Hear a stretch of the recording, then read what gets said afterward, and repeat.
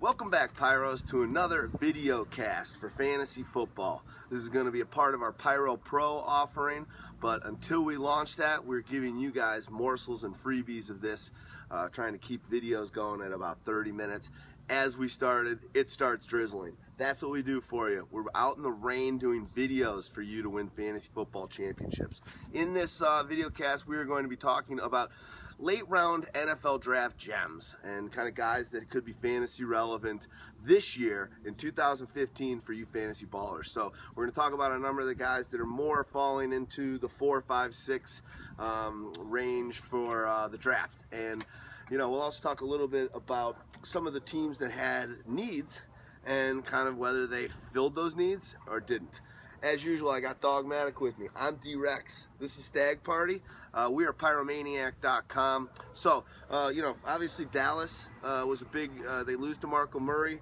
I think everyone thought that they would probably go after a running back in this draft, and they did not. Tell me about that. Well, first and foremost, I think one of the top two guys, obviously Gurley and Gordon going in the top 15 picks, hurt him a little bit. I mean, there's definitely some other running backs that could have been had a little bit later, but they filled some other needs, and I don't know. It's very interesting that they are so confident in their offensive line that I think they believe at this point that they could put anybody back there, and they will have a good likelihood of succeeding. Darren McFadden obviously is a tough call when it comes to something like that. He's had every chance to succeed. He was a combine wonder, running like a 4.3, 4.40 or something like that at 6'2", 220. But he hasn't panned out, and he's been injury prone. We'll see what he could do in this offense. He definitely has a ton of potential. The fantasy potential is there. It's whether you're willing to risk the injury factor and I guess the fact that he just hasn't done crap in his career. Joseph Randle, of course. He had moments. Yes, he has had moments. He's definitely had moments, and he could still pull it off. He's not he's not 30 years old yet. He's no young pup, but he's not 30 years old yet either. Joseph Randle is waiting in the wings. He has tons of off the field problems. You never know with him. He's kind of I don't know. He's iffy when he gets on the field. He's put up some good tape and some bad tape, but it was a need that I think I would have liked to have seen them grab somebody, but they felt that the needs were elsewhere, which is, it is what it is. It's not a terrible call. What did you think about them not drafting at the same time a quarterback? Romo's getting older. What did you expect them to maybe try and get an insurance policy now? I just don't think this was a very good quarterback draft class, and I don't think they wanted to just almost waste a pick on a quarterback in this draft that they didn't think was going to be successful for them. And Dallas, this draft sort of just went out and took the best available player. They were comfortable enough taking Randy Gregory in the second round and got huge value out of that, as he was once a potential like top 5 option, and he's one of the best pass rushers in this class for a team in desperate need of a pass rusher. So there's that, and I just don't think they were enamored with anybody at the quarterback position. So there's all this talk about taking a developmental quarterback in the 4th, 5th, 6th round, but these guys don't pan out. There hasn't been really a time when you've taken a developmental quarterback, let him sit for a couple of years, and suddenly he's the holy grail of starting quarterbacks. It's true. It's true. And I do tell you, it's something with the Randy Gregory thing. Everything I read is that in the interviews that he did with Dallas and whatnot, he asked them, and I'm sure you guys have heard this, he asked them to put him on the Dez Bryant plan, where they have somebody with him all the time watching what he does off the field to make sure that he stays out of trouble. And that shows a bit of high character, in my opinion, and definitely well worth the risk in the second round, because he is a top-of-the-line talent that they got to, if he pans out and he doesn't and he keeps his nose clean, they got one of the steals of the draft there. A lot of teams thought he had mental issues, so I'd wait until see how that one works out. True. But we'll see. And he's a slight guy, being at the draft, you can see this guy he's skinny. So he's got to put some weight on. Another team that we were just talking about with that drafting the quarterback and gearing him and prepping him under the tutelage of a stud is the New Orleans. And we had talked about how we thought maybe they were going to need a quarterback, and they went and they did it. So They go and they grab Garrett Grayson, and he's going to be the heir apparent to Drew Brees, or so they hope. So another situation is a quarterback situation in Houston.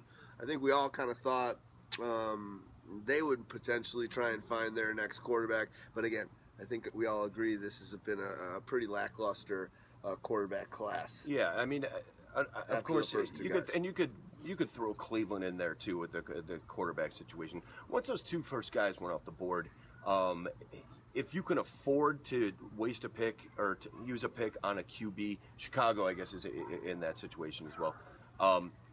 Go ahead, but the teams like Houston and Cleveland and Chicago had so many other areas of need that it wasn't worth using on one of these guys, these lesser guys in the draft that probably wouldn't and won't pan out. A team like Green Bay could, however, put somebody on the back burner because they have Rodgers and they don't have a lot of need areas. New Orleans, I think a need area. I don't even know if it was such a need area, but wide receiver was something we talked about a little bit in the podcast.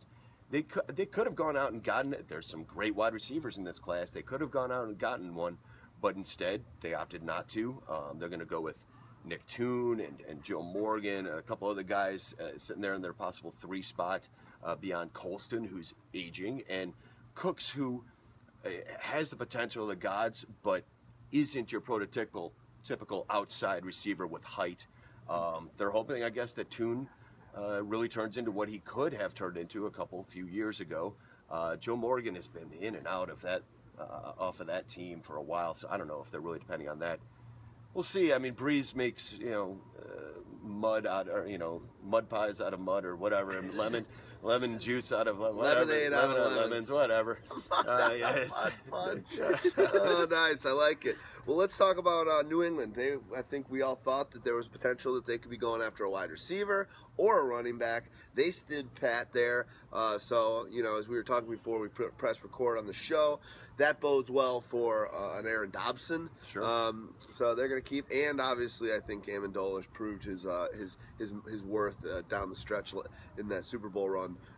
But they are staying pat at the running back situation too. Does that mean that White is going to get the cracks, or what are you thinking for fantasy football by them staying with their crew? I think that what it means is that they have come to understand that we can plug in anybody, and make it work. I mean, when you have a Jonas Gray be plugged in out of nowhere and he gets 4 touchdowns in a game, kind of shows that they know what they're doing in the offense, in their scheme, and can plug and play whoever they find, whoever they pick up, whoever they sign in the offseason. I mean, who knows? They could still add a guy or two here and there. UDFAs are being signed all the time right now. It wasn't an area of need. They bolstered the defense. They did a great job in the draft, I believe. They could have gone out and got a wide receiver or a running back, but with what Brady does with the wide receivers and what the scheme does with running backs, it wasn't that much of a pressing need. So, Stag Party, in the Chicago focus here, did you think we were going to grab a quarterback? And also on the other side, we did take a backup running back in that Jeremy Langford. What do you think about those two opportunities? I very much dislike drafting a later on quarterback. I feel like it's a waste. I can't tell you how many times I've said it. I mean, you could draft David Fales over and over. Suddenly, David Fales isn't going to be, Tom Brady. It's just not going to happen. But drafting a Jeremy Langford, I really like. He's got a good skill set, underrated, speed. He showed up at the combine in a real big way and ran a 4.4. Didn't think that was nearly. Actually, posted the top 40 score at the combine. Yeah, sure. There was and then some Tevin guys. Colton. Pro day, whatever. Pro day topped it, but I like him more than a Kadeem Carey. I didn't see much from a Kadeem Carey last season to make me think that he's the heir apparent to a now 29 going on 30 Matt Forte. So I'm looking for Jeremy Langford to step up in sort of a big way, and I think he's got some opportunities as well in the return game. I think he might end up being their kick returner. He had 22 runs of 15 yards or more last year. He's a big play threat. Granted, the offensive line and the scheme there at Michigan State is awesome, and obviously Le'Veon Bell came out of there. I'm not saying that Langford's the next Le'Veon Bell. They're two different types of runners, but Very much. But he's definitely got the skills and very underrated. I think the Bears made a great pick right there. There's a lot of detractors saying they didn't really need it. It wasn't that much of an area of need. He wasn't one of the. There were other backs there at that point that could have been taken, but I do like a Langford, and he's a lot more elusive than people give him credit for. And granted, he's not the best tackle breaker, but he definitely knows how to get through holes. He definitely knows how to get to the second level. Cool. Thanks. Show the people out there that shirt. Oh, this is a Pyro ODB sublimation shirt. Thing's pretty dope. You can go to our Pyro shop and pick that thing up. Pretty awesome shirt. Pretty awesome shirt. We're gonna get one on white, and I actually saw a graphic the other day with the new Antonio Brown one that'll be coming out here in the next few weeks. So good stuff. We're gonna try and get more of those going out. But check it out. You can also check out our draft kit on the Pyro shop. Came out the 15th of April. Every 15th of every month, a new version will come out. If you pick it up, it's $20. You'll get every version up through the draft. Do it. It thing is ridiculous. These two guys have been working on this thing, creating it for years, and there's no draft kit out there like it. All right, enough with the sell. So another thing, Tampa Bay running back. We thought maybe that they'd want something for the muscle hamster or Sims, and you know, Lovie Smith held tight with those guys. What do you think that does for the fantasy value of either of those guys? Well, I think it says that they're probably just going to keep Doug Martin this year. There was a lot of talk about him being traded or whatnot, maybe even on draft day, packaging him with something to get a better pick. But I think that they just decide, you know what, we're building other areas. Maybe we'll get a better running back later on, next draft or whatnot. I know they like their Sims. They're going to use him as much as they can. They still have, a Mike James there, a Bobby Rainey, guys that can fill in if necessary. So it would have been nice to see them get one of the better draft backs this year, but I guess it wasn't that pressing of a need. They did have a lot of holes to fill. San Diego, wide receiver, didn't grab one. What are your thoughts on that for your boy Rivers? I know you're a big fan, and does he have enough talent on that team? At the receiver spot, he's never had like a ton of talent around him anyways. He's always the guy who's done a lot with a little.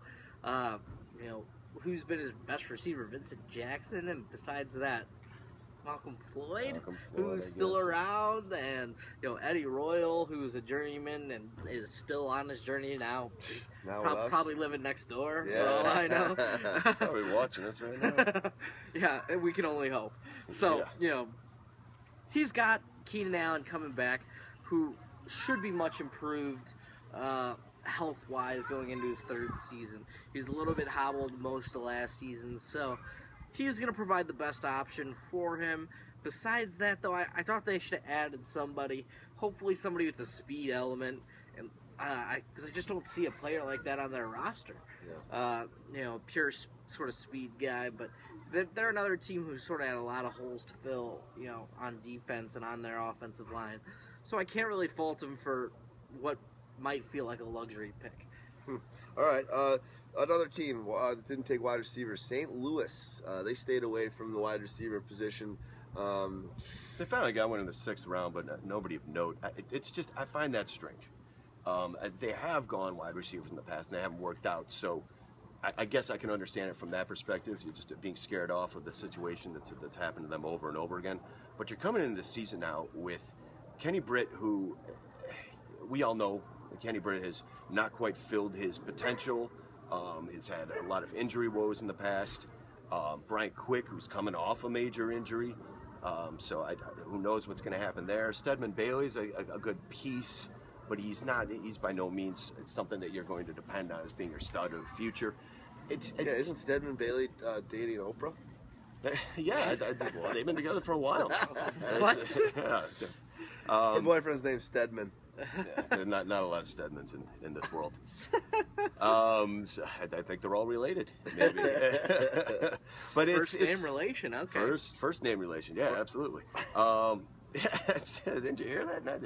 Anyway, so I think that they could have grabbed somebody, and they probably should have.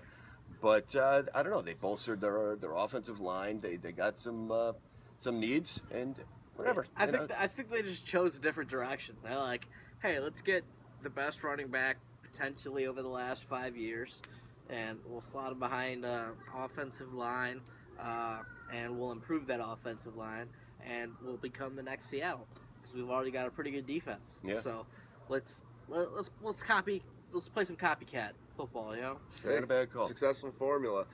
So that's a bunch of teams that didn't fill or did fill certain needs that were obvious going into the draft. Let's talk about some of the late round guys that we think could have an impact in fantasy football for owners this year. And I think that starts with Bryce Petty, quarterback taken in the 4th round by the Jets. And right now you got Geno and you got Fitzpatrick. Yep. I mean, it seems like if he could do anything, it's a great opportunity for him. Fitzpatrick can hold down the fort. Geno Smith, I mean, I suppose you could develop him a little bit more, but I think you're starting to realize his ceiling is at best a low-end QB in the league. So they had to get a QB. Bryce Petty's a pretty darn good one. He's got a lot of talent, and he can definitely be progressed quickly, actually, because I mean he's played some pro ball stuff in college, so he could definitely work in there rather quicker than some of the other quarterbacks. I think it's a great pick for them. I think that it's going to work out pretty well for them in the future. I hope they don't push him too fast, because it's one of those types of situations where the Jets just don't have it going on. He'll have a wide receiver core to throw to. You have your Brandon Marshall, you got Eric Decker. They drafted Devin Smith. So, I mean, they have Jeremy Curley there in the slot. So, I mean, they have guys to throw to. And Jason Morrow is a tight end.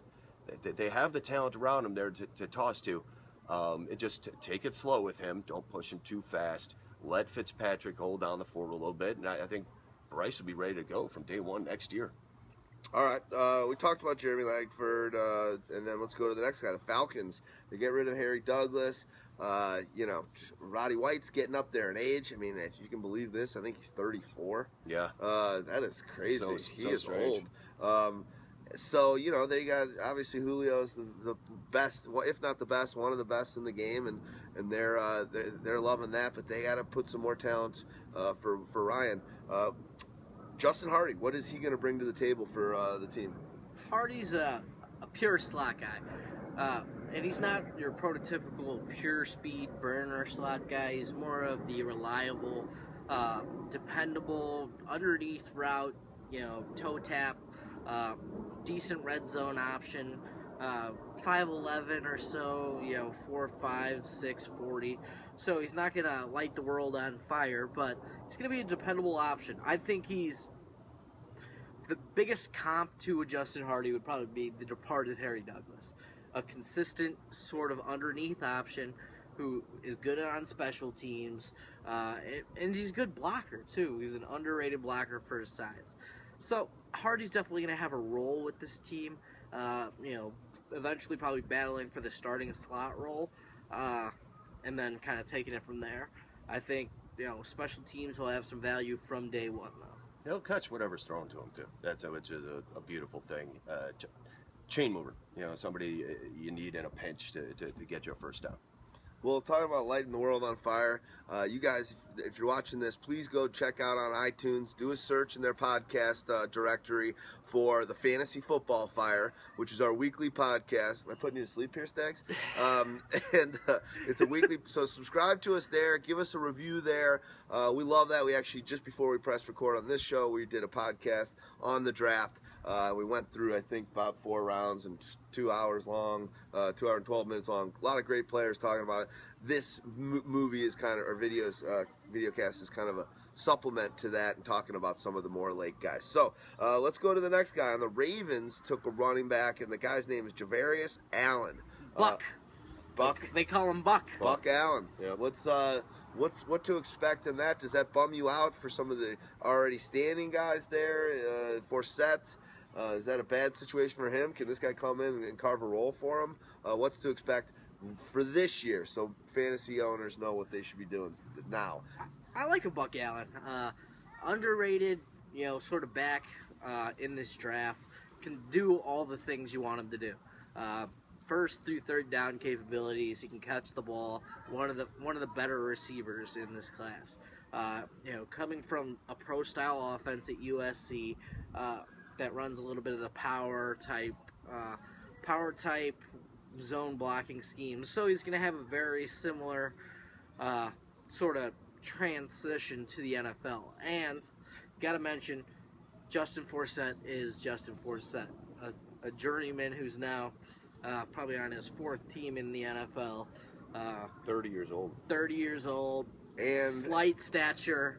and his offensive coordinator has been bringing him around and giving him jobs all over the place. Is gone now. So Yeah. I mean, one of the good things for this kid is the offense he's going to be playing it now with Tressman.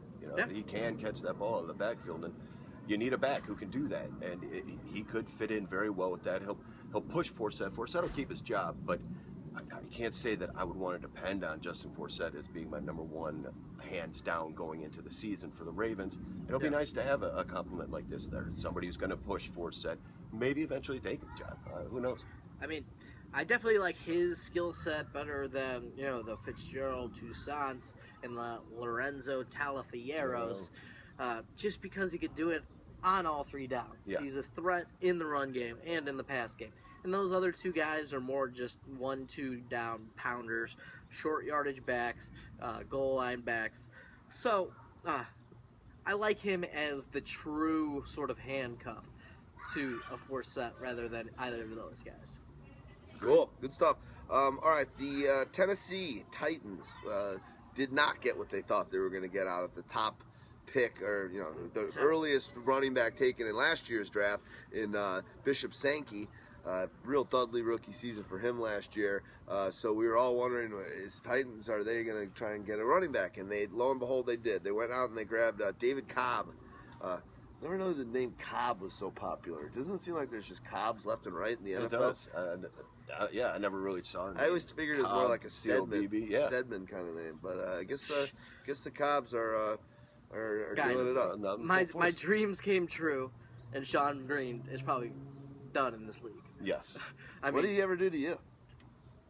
I think I drafted him one time, and he boned me. He's a Michigan State guy, right? Sean Green? Yeah. No, an Iowa guy. Iowa. Back off. Iowa, Much Iowa. different. Well, There you that's go. Houdini's guy. Yeah, there you go. Later, Yeah, dude. no, I mean, David Cobb is a Sean Green type plotter. I think he ran a 4.8 at the combine as a running back. 4.78 or something. I might fall asleep watching this guy run. But he's strong. I mean, he is strong, and he can power his way through there. He's not the answer to Bishop Sankey having such a terrible rookie season, but He'll have a role. He'll have a role in this offense, and it'll lessen the load on Sankey for sure, and it'll probably push Sean Green up, at least probably off the team maybe. I don't think they're going to need two of the same type of guy. I think they could finally part ways with Green. Yeah. Yeah, I mean, Jaguars, especially at that price. Jaguars have a lot of young wide receivers, and they added another one late in the draft yesterday, and Rashad Green. What's to expect from Mr. Green getting those balls, the pill thrown to him by Bortles? You know what? There's a lot of mouths to feed there. The kid's good. He's not big by any means. What is he, like 6 foot or something like that? Tops. He's probably like 5'10", 170 pounds. Yeah, I think it was a tiny bit bigger than that, but I know. I mean, there's a lot of wide receivers to already take a look at for these guys. If they want. It was possible. I mean, there was a lot of talk about them possibly grabbing Amari Cooper with that 3 pick. Obviously, that was a lot of smoke, trying to get the Raiders to bite and give them an extra pick to move up a spot. But I don't think that was ever really going to happen with the Jags. I think that was just trying to get a pick out of the slightly gullible Oakland Raiders. But I don't know. He's a good wide receiver who I think could have played a better role on a different team. But this team, it just has too many guys that they're already looking at. Yeah, I completely agree. I sort of wish he would have ended up in Tampa with his agreed. quarterback and played that slot receiver role that they're really lacking. And I think he would have been a great fit in Tampa for that reason. But hey, dreams can't come true all the time. I already got rid of Sean Green, so. Yeah. It was pretty funny in the Gruden QB camp with Steph James. throwing it to He's like, who you throwing to there? He's like, Rashad Green. So who you going back to? He's like, you got to stop throwing to this guy. Everyone knows you're going to throw to him. Okay, Brett Hundley slipped. He was a guy that, last year, if he had come out, was going to be a first or a second round pick. Did some amazing things, especially running the ball, but he's a great passer too at UCLA. So he finds a place in Green Bay where he doesn't need to step right in. Late, third day pick. Perfect situation, learning from Aaron Rodgers, kind of being the second coming of Aaron Rodgers and what happened to him back when he was drafted and being able to sit under Brett Favre. Is it in 5 or 6 years? Is Hundley going to stick around? I mean, how does this really work? That's a long time to wait around because I think Rodgers got some time left in the league. Yeah, Rodgers does have time left. I mean, his rookie deal is 4 years, so we'll see. Yeah. I think this is the thing smart teams do. They draft a quarterback, they develop him, he lights it up in the preseason, and then they sell him off for a second-round pick. Yep. It's like classic Belichick move. Absolutely. So I can't fault him for taking it. Do I think he's got fantasy value anytime in the near term? No chance. Do I think he's the backup this season? Probably not. No, I mean, they re-signed Tolzien, and they already put some money towards that. He's in learning phase. He's not going to see the field. He doesn't even have to have the fear in the back of his head. Oh crap! What if Aaron Rodgers gets hurt? I got to take this Packers team to a Super Bowl. Yeah.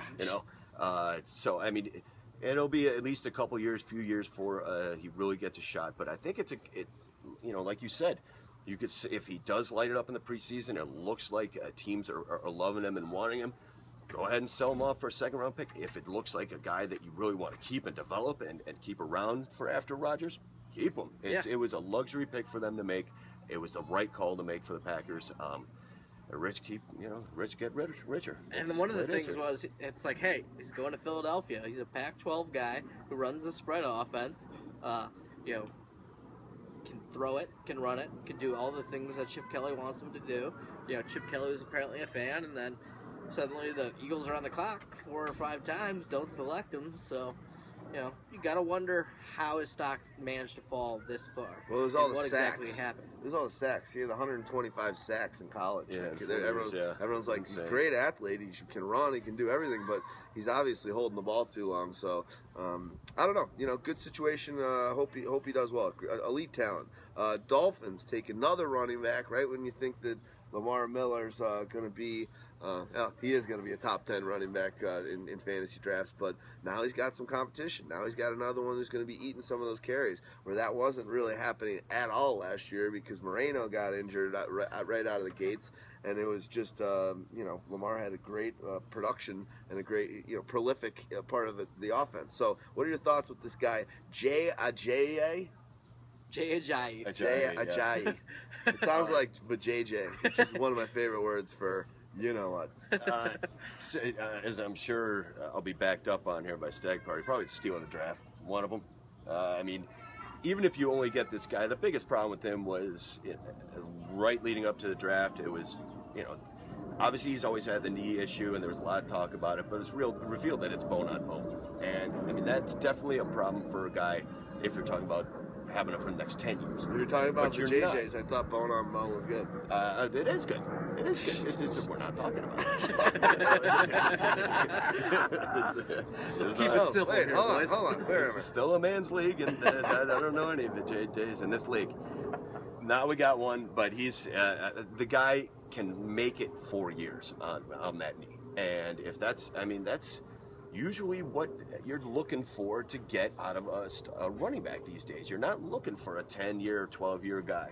You're looking to use a guy as long as you can, wear him down to the point where, boost him up to the point where he's sellable, later on, and somebody will bite on a 27, 28, 29-year-old guy who's put up the numbers.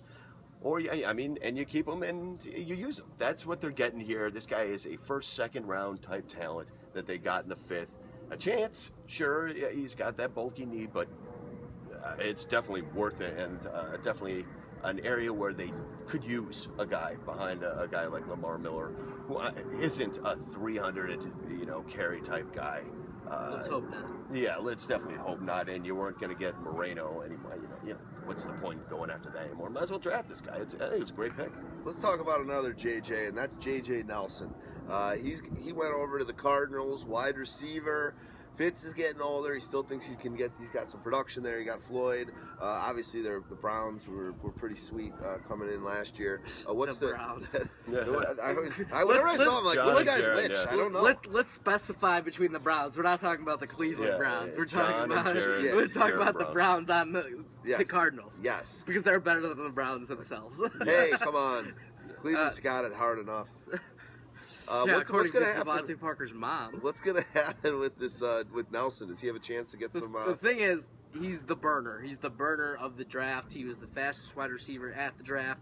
So, you go to the vertical offense with John Brown, who was the burner of last season's draft.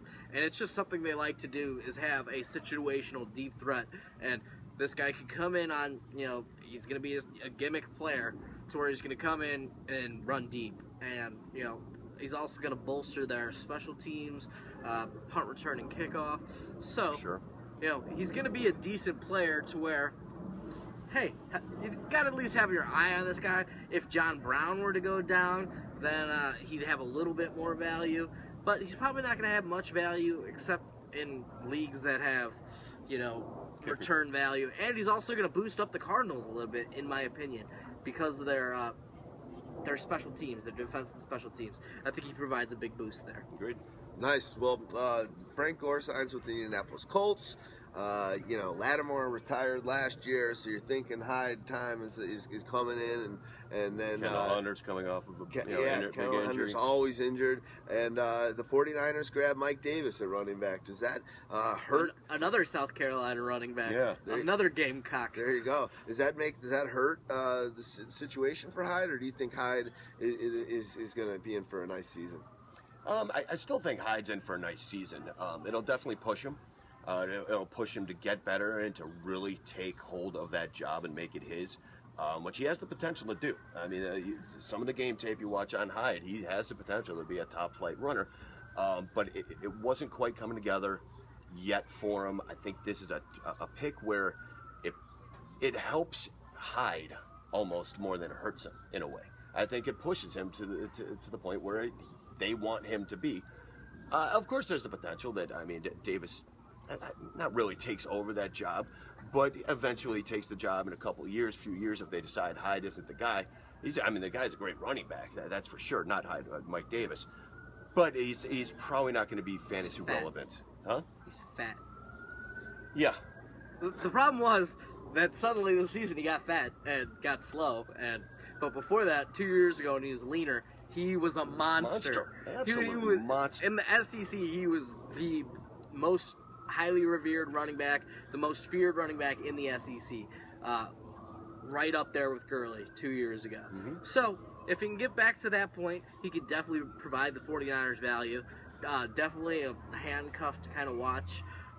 Doesn't really provide much in the passing game, unfortunately. So it looks like that's still between Hyde and Reggie. Yeah. Nice, guys. Well, Reggie Bush, that is. This is good stuff. That's the video going to be on the NFL draft, kind of late round gems. Hope you guys enjoyed it. Check out the podcast we just did. There was the rest of the draft picks.